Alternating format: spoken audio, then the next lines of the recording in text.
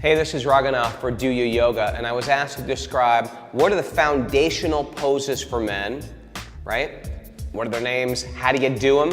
How do you make them tougher? And how do you make them easier? Because sometimes our bodies just can't do them. And sometimes I get lost in the names, and sometimes I feel like I got this, how can I make it tougher? So I'm gonna break these down to you, and before we even get into it, let's just get over these names, huh? Down dog, you'll hear this in all yoga circles. Your body looks like a perfect triangle upside down with your butt high. Plank, you look like a plank, you look like a piece of wood, what we know in the West as an upper push-up. Chaturanga, you'll hear this word a lot in yoga circles, that's a lower push-up, right? As you lower down into a push-up. And then of course there's up dog, with your body, with your legs flat, your chest starts to curve up like a wave, so your chest is parallel to the wall, but your legs are flat. Now you're gonna see all these, and I'm gonna show you how to make them simple if you're struggling with them, and it's understandable if you are. I'm gonna show you how to make them a little tougher and a little more challenging. Check this out. Here's down dog, and a lot of times people are very tight in the back. They'll hunch their back like this. I don't even know if I'm doing it in the hunchback bad, but one way we adjust that is we bend the knees. The teacher has them bend their knees to get their spine long. Ultimately, they want a long spine. As a matter of fact, I've noticed some of my students, if they've got that little hunch in the back, by keeping their knees bent a little, by the end of the class, their back frees up. So if you're one of those persons who suffer and you're very tight there, I want you to bend your knees, keep a long back, just like this.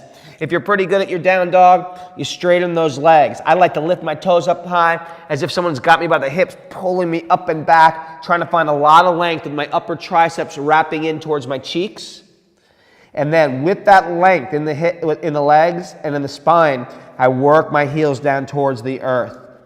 My thighs lift up off my knees. Sometimes I like to play around with this as well. I like to lift a hand up, place it on my bottom, or place it on my ankle. I can even look under the opposite armpit. I can grab the opposite ankle or the same ankle. I tell you, if I grab the same ankle, I can start to play around with cross-body balancing. It's down dog, the integrity of down dog, but I'm making that stuff a little trickier right now.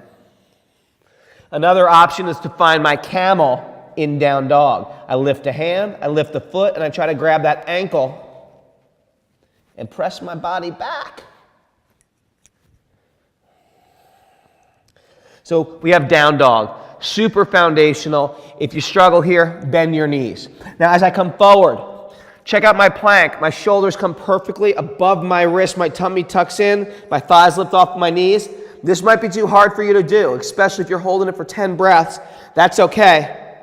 Drop your knees. Believe me, you do this for an hour, you're gonna get pretty sore. There's benefit all the way. Just don't puff up your hands like a tent. Press under the pointer finger knuckle. Shoulders always stay above the wrist. That's the geometry. If I want to get stronger, I press the heels back. From here, I can even widen my feet. Practice lifting a hand forward and keeping my right shoulder in line with my left shoulder, or what about taking it to your fingertips, right? I think Bruce Lee could do push-ups and handstands all on his fingertips like that. Why can't you? You can. We just never use these muscles. Stay here and breathe, or stay on your knees, or stay in a regular plank with the fingers fanned. Here comes chaturanga. If you can't do it, you do it on your knees. Now remember, we're not just going to lower down to our heart. We're going to stop halfway down with our elbows above the wrist. And then, if you need to go to your belly, you can, or you can straighten your arms, go all the way up for up dog.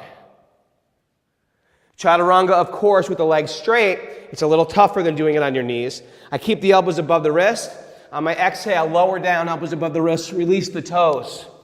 There's my up dog. Look at my up dog. It's like a handstand, pressing through, rolling open my shoulders. My heart is coming through the gateway of my shoulders. I'm going to turn just so the camera can see it better. My heart is between my shoulders. Now look at my head. It's sinking. I'm going to press through the hands, sprout that head up. My knees are off the floor at that point. And then from up dog, knees off the floor, right? Pull it back right to down dog. If you're not feeling up dog, you feel like, hey, I can't do it. It's not happening. My back is too tight. I would stay right here in my Sphinx with my elbows dropped. That means from here, the hands come forward, my elbows are on the floor, and this is super therapeutic for guys, especially because there's a tend to be a hunch in a man's back that I don't know where we get it, from eating or talking on the phone or at the computer, but it's super common in most of my men clients. This is a way I can get out of it right here, hanging out here, breathing. Even if you're watching TV, just come right here. And then from here, of course, we all take it back to one of the most foundational poses, which is child's pose, and we take a break right here. Don't underestimate this pose. My knees open, my toes touching, my forehead on the ground, hands are either forward or behind. This is medicine for the body as it lengthens your spine, softens your lower back, and relaxes yourself. Play around with this, play around with all the variations, turn it down if you need, or turn it up. Thanks. Hey, this is Raghunath, and if you like this video, make sure you subscribe to the Do You Yoga YouTube channel. Make sure you leave a comment. We love hearing from you.